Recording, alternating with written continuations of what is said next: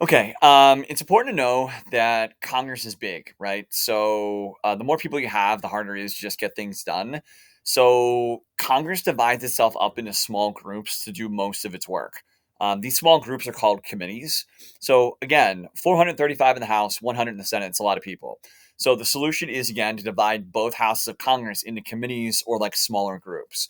This allows members of Congress to like specialize in a particular area, like business or education, transportation, and it allows them just to kind of have to worry about that topic more than a lot of the others, right? It also prevents every member of Congress from having to review every single proposed bill or proposed law, right? So they just can focus on the ones that are most related to the group or the committee that they're on, right? And being on a committee definitely has the ability to benefit a member of Congress, right? An individual member of Congress. Some of the committees are a lot more high profile and powerful than others. So it brings you a lot of like attention. It also might make people want to donate to you more often, right? And the committee assignments can be used by the party leaders as almost like weapons, right? So if you're a loyal member of the party, we'll put you on a good committee because here's the thing, it's the leaders of each party in each house of Congress, Democrats or Republicans, that determine what committees their members sit on. So whatever party has the majority in that part of Congress gets to have more people on that committee than the other party. But each party is represented on the committee, and it's the Democratic and Republican leaders that determine what committees each individual member sits on. So if you're loyal and you vote the way the party wants you to vote, they'll put you on a good committee. If you're disloyal, maybe you'll find yourself not on any committee, stripped of your committee assignments, or you're put on a less high profile committee. The other major thing that committee assignments can do is give you access to pork. As you see, the cartoon's got a pig on the top of the Capitol building. So pork's a little weird in terms of the phrase for it, but it's a nickname for any kind of money and jobs that a individual member of Congress could use their position on a committee to bring back to their home state or district, right? So it's often seen as wasteful by the rest of the country, but it's an advantage if you're on a committee for the people that vote for you. So here's an example.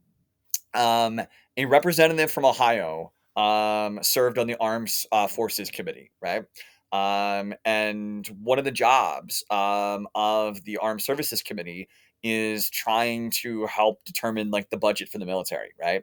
And this rep from Ohio was successful in about a decade ago in getting the United States government to purchase $120 million worth of new tanks. The United States military didn't want the tanks because like tanks aren't really the way people fight wars anymore, right?